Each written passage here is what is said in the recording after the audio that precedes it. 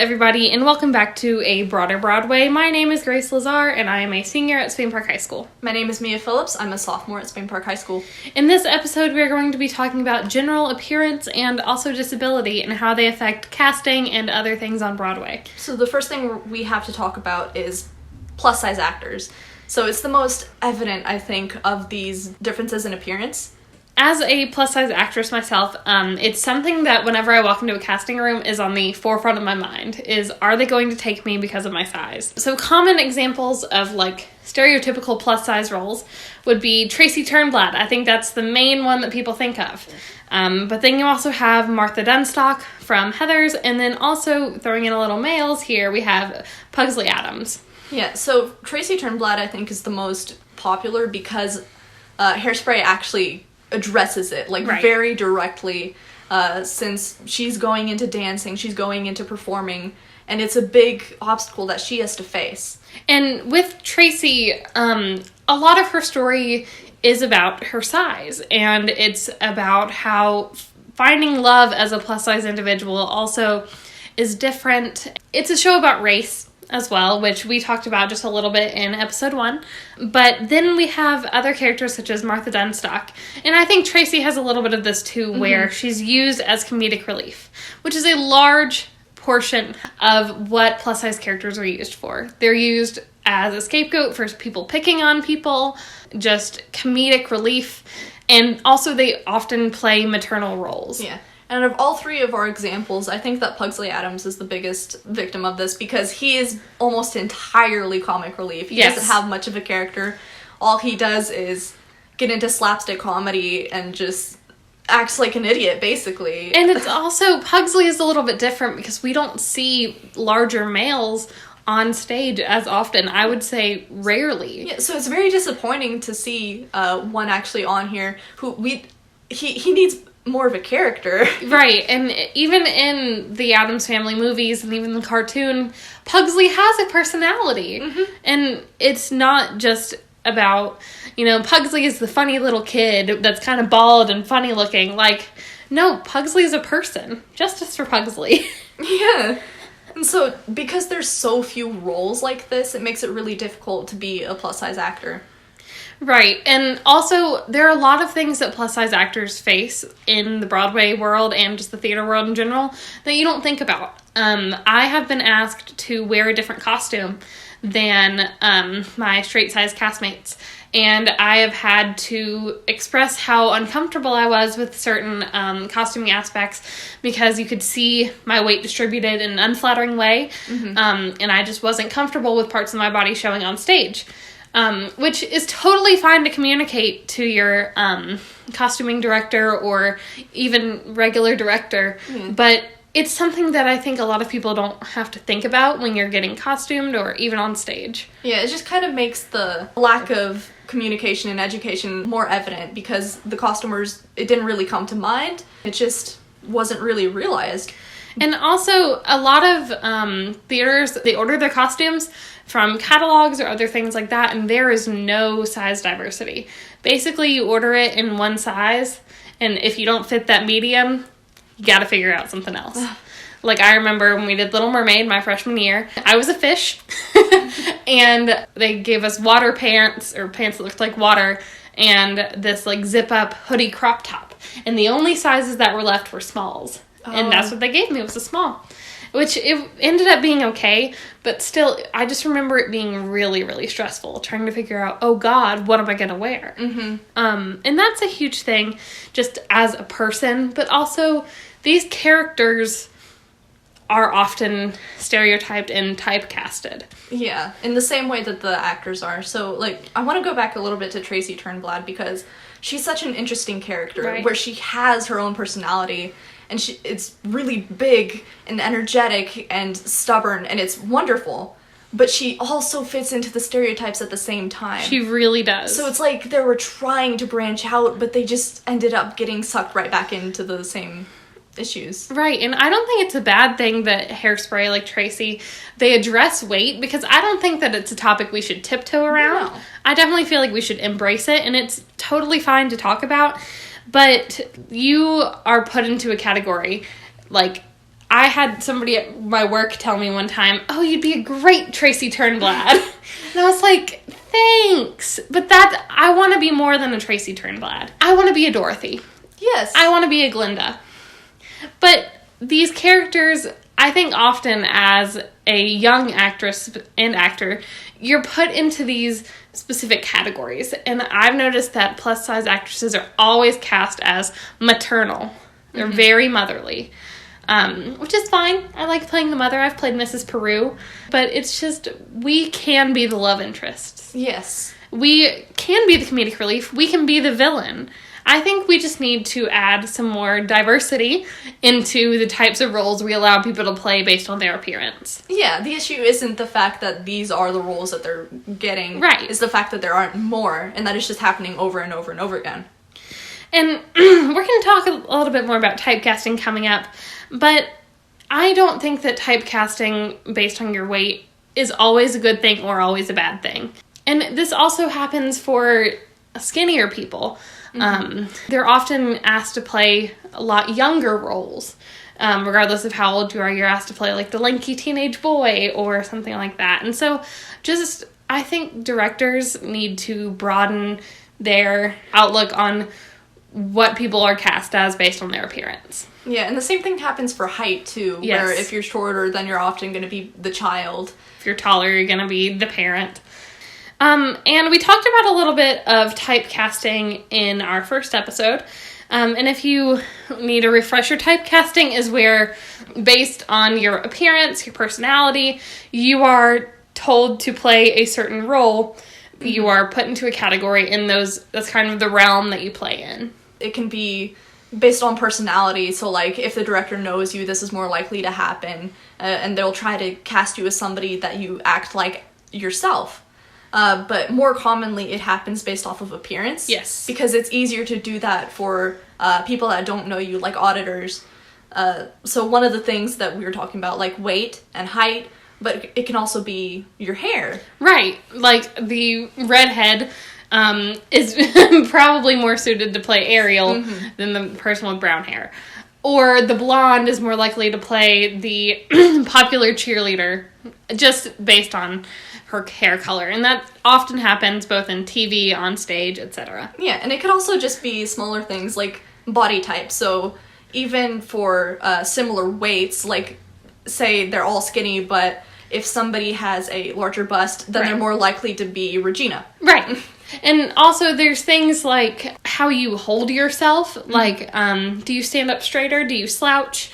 Do you rest your weight on one leg when you stand? It's just these things that people are going to look at when you walk into a casting room, and they're going to tell you, oh yeah, you're more likely to fit into this category. Yeah. And sometimes it's fine. Yeah, what's interesting to typecasting for me is that for some of these things, they're so small, and if you really wanted to cast this person, even if they didn't perfectly fit it, you could work around it. Like, somebody could get a wig. Right. Or they could have some padding to change their body type a little bit. Put some eyeliner on, make your eyes look more cat-eye-ish. Like, there are things that we can do that if you have the right personality and you have the ability, anything is possible. But it's still interesting because auditors and directors and everything are still more likely to pick the people that naturally look like that, just because sometimes it's less work. Yeah. And it's just, when they're actually watching everything, they're more biased to pick them, even if they don't realize it.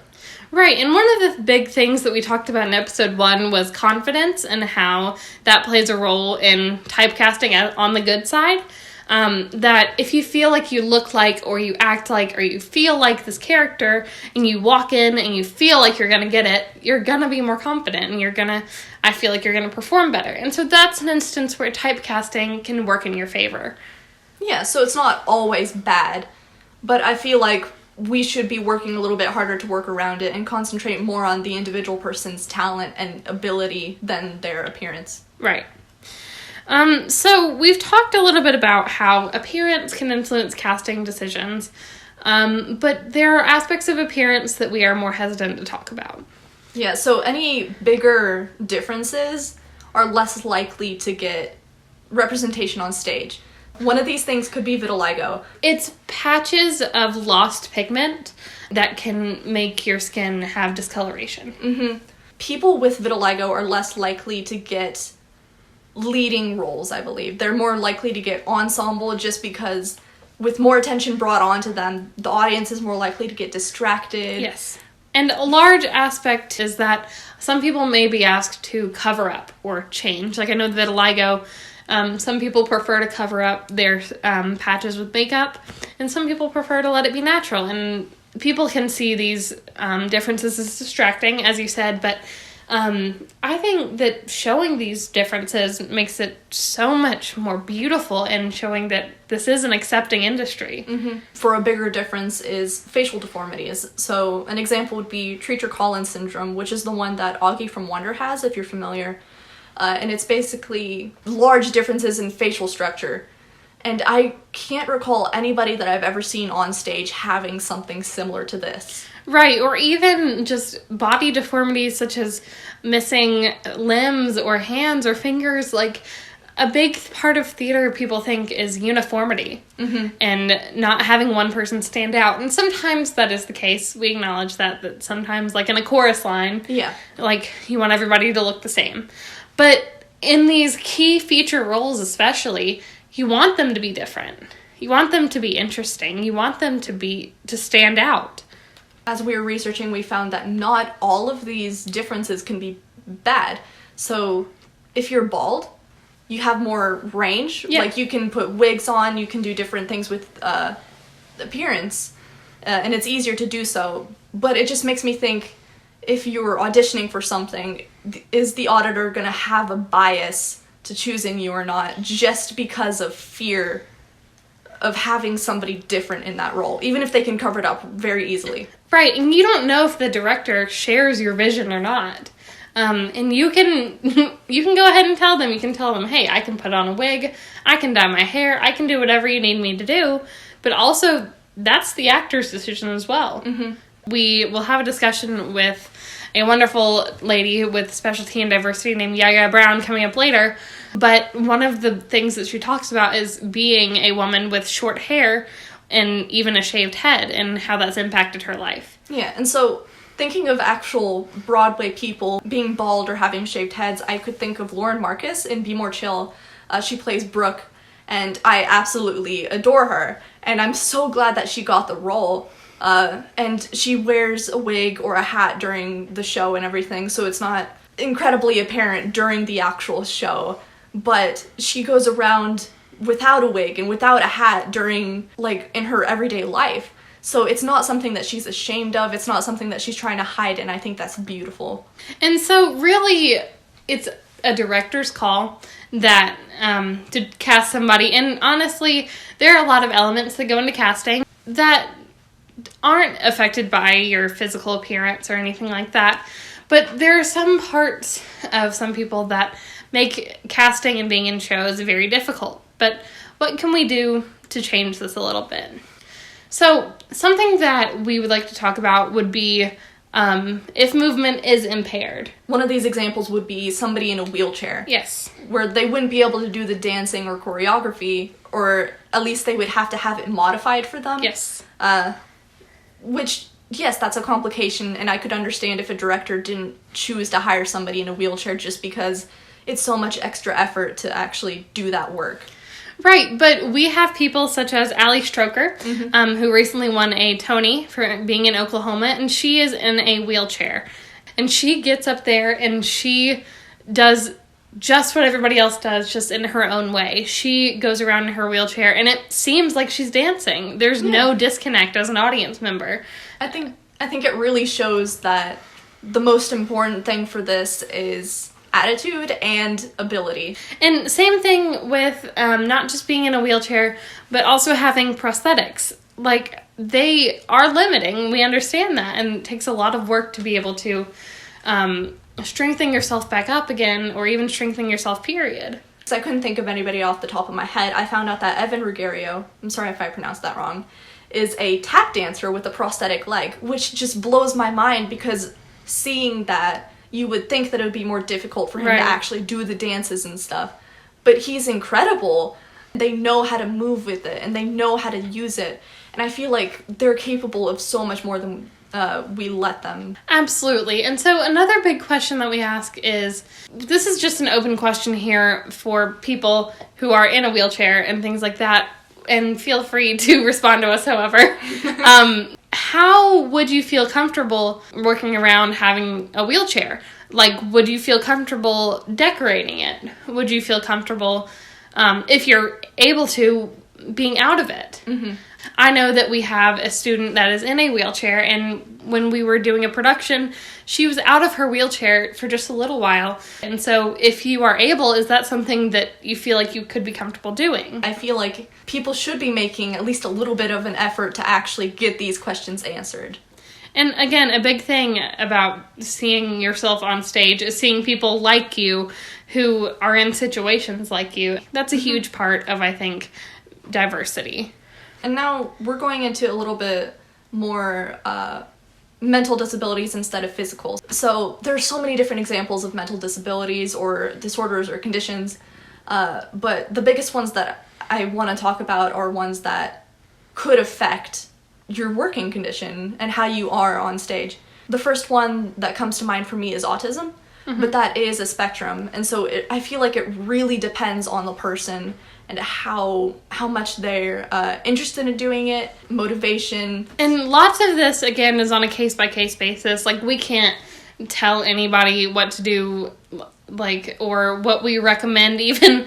But just if there are any directors listening, just to be more open and willing to help a couple people out by being more accepting and willing to work with people who aren't neurotypical and aren't completely able-bodied or don't look the way that you expect them to. Yeah, and just considering the situation and bringing it more to light, I feel like is necessary and is going to help. The only thing that would worry me would be disclosing this information before or after your casting process, because, you know, you don't want somebody to fire you immediately because they think you're not able. If you're able, you should do it. So it just kind of brings to light whether you should tell auditors while you're auditioning that you have a mental disability, or if you should tell them after you're hired, or if you just should avoid telling them at all. Right. Because it is possible that an issue will come up while you're rehearsing or doing something, and it'll be more helpful for them to know, but would it be better to not disclose it? I think that's definitely a case-by-case basis and what you feel comfortable with. But a lot of the times, the arts can help people calm down or express themselves in a way that they can't. This kind of brings up, for me, I have a sensory disorder, which isn't very common, so I want to go into it a little bit. A sensory disorder is basically when your brain has a hard time processing too much information at once and it becomes easily overwhelmed. Anybody can get overwhelmed, but for people with a sensory disorder, it's more likely to happen, and you're more likely to have extreme reactions. So for me, it can be any of the senses. It could be auditory, so there are certain sounds that I don't like and could trigger a negative response.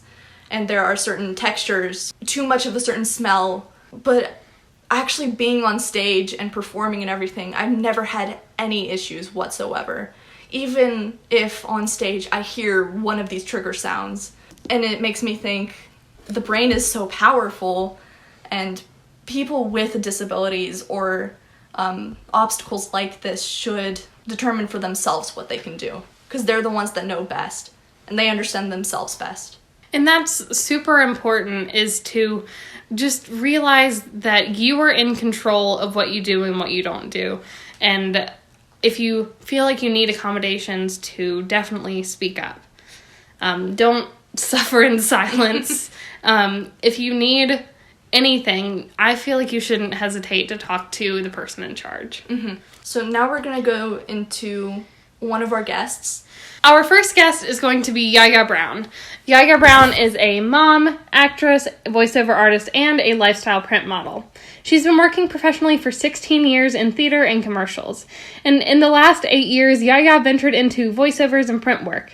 She has 2 daughters, ages 14 and 7, with her oldest, Cameron, recently following her in her footsteps by signing with a modeling and talent agency. So we know that you have been in the theater world for a really long time. What's your favorite role that you've played? What made it so special for you? Playing Clary in Still Magnolia. Still Magnolias, that was my biggest challenge. But as far as just the fun, when I was in Crowns with Melba Moore, who's Tony Award nominated, I was like a little kid. I was like, oh my gosh, it's Melba Moore. That's so awesome. That was the most fun because when you get a chance to work with people who have been doing it for decades, you get to learn. But no, that was a lot of fun. But as far as just what actors look for, which is depth and challenge, Clary was my favorite.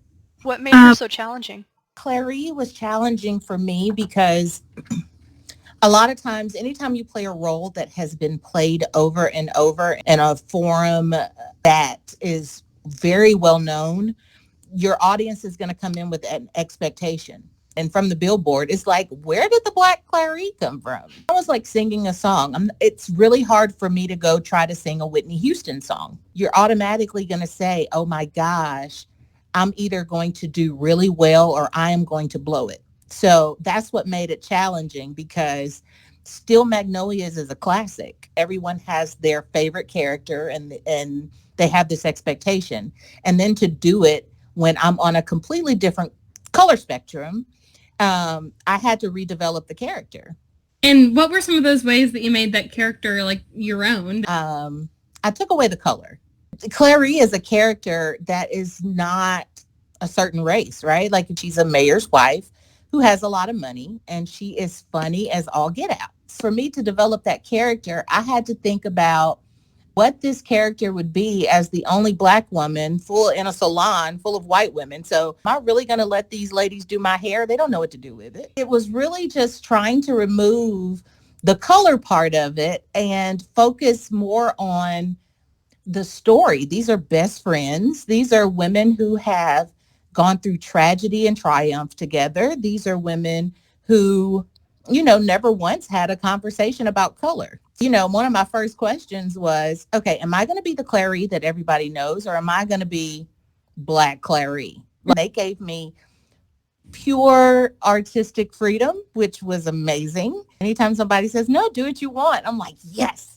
And aside from like having a little bit more wiggle room, how is like this more professional theater like different from your experience maybe with educational theater or with community theater? So in my eyes, anytime you get on stage, you're a professional. So it takes a lot to get on a stage, especially live, and you don't get to say cut and take two. Right. So if you're able to do that, I feel like you've already reached a level of professionalism. This is what I'll say. The times that I've gotten paid for being on stage, time is money. They expected a lot of the work to be done before you got to the theater. That's really the biggest difference.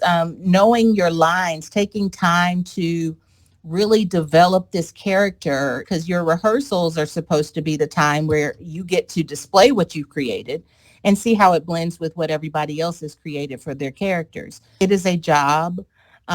It's fun. You have those times where you forget your lines and you have to figure out how I'm going to get through it without calling line. The biggest difference is really just taking it seriously and investing the time outside of the theater to develop the character, doing most of the work outside of the theater, and then just coming in and seeing how it all flows together. Were there any other differences like in how you were treated? Professional theater is cutthroat. Once you get an agent, and you are being represented and you are being hired to do a job, or you're not being hired to do a job, feelings don't matter. I think in community theater, high school theater, everybody gets a chance. And we want everybody to get to have a bigger role so that they can experience the shine. And that's not the professional world. I've not been cast because I had a double chin. Hey, that's the reality. I like to eat. There have been roles I think that I could have killed, but aesthetically, I'm 5'8", and then when I put on character shoes, I'm 5'11". Yep. The leading actor, the one who's playing the love interest on stage, is 5'6". That adds another dynamic. If I were to get cast, now it's gonna be like the big Amazon woman. Not every character is for everyone aesthetically. But you have times where that you're better for the role. You aesthetically meet the role. I just may not get it because they wanted a lighter skinned Black person. That's the reality of what we deal with. If it's going to mess up money, they're not going to cast you. If they don't think that it's going to be palatable to the audience, and the audience is going to have a difficult time paying attention to the show because they're very distracted by me, then they won't hire me. And so have you ever been asked to like change an aspect of yourself, or like dye your hair or anything? So I'm a little bit different because I shave my head. A lot of the jobs that I get because my head is shaved. I can put a wig on at any time, right? And be the girl with long hair. But how many people are going to shave their head for a role? Right. I will. So I haven't really been asked to change. My agent has asked me to lose weight. I've lost a couple of opportunities for some commercials because it is COVID and I've been eating. And sometimes my agent has asked me to let my hair grow out a little bit more because she feels like at this moment they need someone with a little bit more hair. I'm more of a rebel. I'll shave my head because I want to, but you have to be willing to take what comes with that. And we also saw typecasting is like a huge thing. Have you ever felt typecast because of your race or any other thing like that, or like having a shaved head? How do you feel about accurate representation like on stage? It is a rampant issue. It is not because it is on purpose. They're not trying to typecast. Right. But what happens, I've discovered, is that we go with what people know, and the popular plays on stage, A Raisin in the Sun and things like that, make all Black people sound like they can't speak in correct, complete sentences and don't have syntax. A lot of times we just don't do a good job. And I'll say this, not just for me as a Black actor, but as high school students, I'm sure you're tired of doing the same shows. You've seen this a million times, but they do what's safe. We are still, even though we're creatives and we're artistic, a lot of times the business side of it and the educational side of it, we don't want to take risks because we don't want to make people uncomfortable. I think that's what art is. It's supposed to make you uncomfortable. Needless to say, I could never be a theater teacher because I probably would not have my job long. I mean, you have to be safe. And so for me, I've been asked for more times than not to be a slave. There's only so many yeses and noses I can give. But I also understand on the business side of it and the marketing side of it, people usually come to see shows, especially in your traditional South. People are going to come and see and support the shows that they're familiar with. For Black people, it tends to be shows where we are not well spoken and we are still enslaved. For actors, it is typically a decision you have to make. Do I want to work because I love it? Or, do I want to make a stand and say, I refuse to be another slave? Like, it's a decision we have to make every time. Do the typecasting issues, do they make you feel limited in like the roles that you get? On stage, yes. Commercials, print, voiceovers, not really. Commercials have come a long way really fast. You have interracial couples on commercials. You have same-sex couples on commercials. Theater is such a traditional thing. I think everyone is kind of limited to people being very afraid to do non-traditional casting. And to be completely honest, there are times when, in my opinion, non-traditional casting doesn't make sense. But there are times, like with Clary, where, that story is not about color. Speaking of non-traditional, like, casting experiences, we saw that you had experience with African soap opera. Yeah, that was me doing voiceovers for it. That is a whole different world, right? It is. It's so much more fun. It's fun and claustrophobic at the same time. So it's in a studio and You have a screen and you get to see what's happening. I had American subtitles, but in an African accent. So it was for people who like African soap operas but don't speak the language, but they still wanted the essence of Africa. It's really hard. I'm having to time what I'm saying in English to what she's saying in another language and match her emotion and her syntax, but in English. And I don't speak the language, so I'm having to read what they told me she's saying. There's a lot of cuts and try agains, but it's very fun. I very seldom do I get to explore Africa.